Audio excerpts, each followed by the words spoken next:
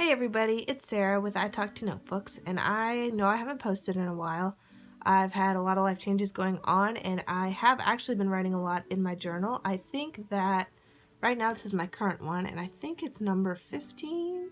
And last time I filmed, I actually was in this one here. I think I did a setup video early last summer, and this is number 12, and I filled that one up. I filled this one up, number 13, and I filled up this one, number 14, which is really small. It should really count as like 13 and a half. But anyway, I can do flip throughs or something if anyone is interested. Something I noticed was in my absence, I gained a couple of followers, which I thought was really weird. Subscribers, sorry, this is not Instagram. That was a welcome surprise, and I thank you all for joining. And I'm actually glad that you've joined my community of like 14 people because I have come here today to ask you guys a question. So my question is, what journal should I use next? Because I am almost done with this one here.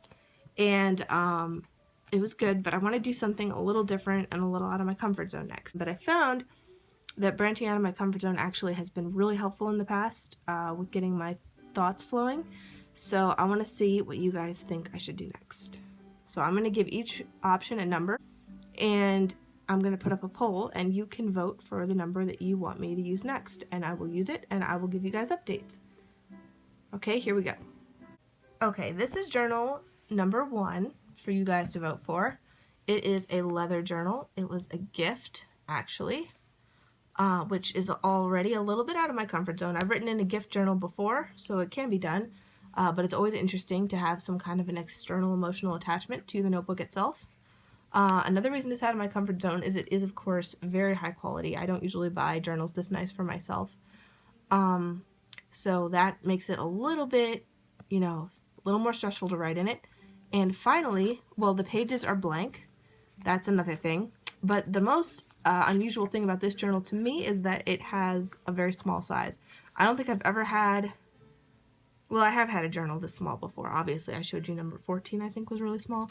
But generally, I don't keep journals this size, and especially not this small, but this thick.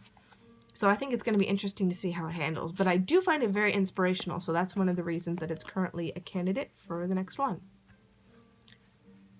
Okay, and then number 2 that you guys can vote for. This is a Traveler's Notebook knockoff from Michaels. And this one's out of my comfort zone because I've never done Traveler's Notebook style before. I feel like something about the impermanence of the cover is kind of weird to me. Like, this cover isn't going to be associated with an era of my life. Just the insert will be. So that's kind of interesting. And also the shape is really bizarre. I've never had a journal this shape. Well, actually my first one was. But I haven't written in one like this for a long time. So that's number 2, if you guys want to vote for that. Number 3.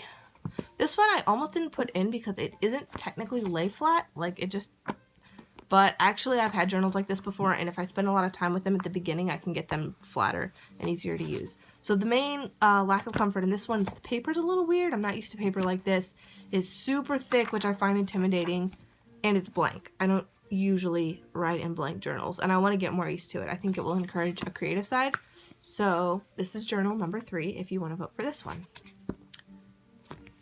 Okay, journal number 4 is this, also a gift. This one has a lot of qualities I already like. It has the cream pages, it has the faint outlines, perfect ruling, it's ruled. I like ruled notebooks. The only thing about this one that I find a little off-putting and slightly out of my comfort zone is, well, 2 things. A, the size. This book is hefty. Do you hear the sound it makes when I close it? That's the sound of finality. That is like an official sounding shut. That's a little intimidating. Also, the fact that it has a word and a specific place on the front of it, I find to be a little bit mentally limiting. I usually like to have something more generic, like this one, that doesn't evoke a specific place or concrete idea when I look at it. It feels like there's a lot of possibilities with this kind of cover. With this kind of cover, I think Tuscany. And I've never even been to Tuscany. But, if you want to vote for this one, it's number 4. I'm excited to try it, and I could just use a push in that direction to get this one filled up. And finally, number 5, the Michaels Leuchtturm knockoff. This was $5. I did not get it from a trash bin. This just ripped after I bought it. and it is a dot grid. I have very limited experience with dot grids, but I am excited to hop on the dot grid bandwagon. I've already started doing my budget in a dot grid journal from Cognitive Surplus, the computer science one, for those of you out there who care. And I liked it there, and I think I will like it here. So this one is going to be fun. I actually got an actual genuine Leuchtturm for Christmas as well, but I want to use this one up first to like get a feel for it so I don't waste the Leuchtturm with experimenting too much. So yeah, this is journal number 5. Anybody wants to vote for that one. I am really excited to hear your guys' ideas about which one I should use next. And if there's anything you want to see on the channel, a flip through, a setup, anything like that, I could even do a life update, like a kind of a vague one if you're interested. Whatever you want to hear about, just let me know in the comments, because I want to make content that's interesting and I'm not very experienced with that. So let me know. Bye!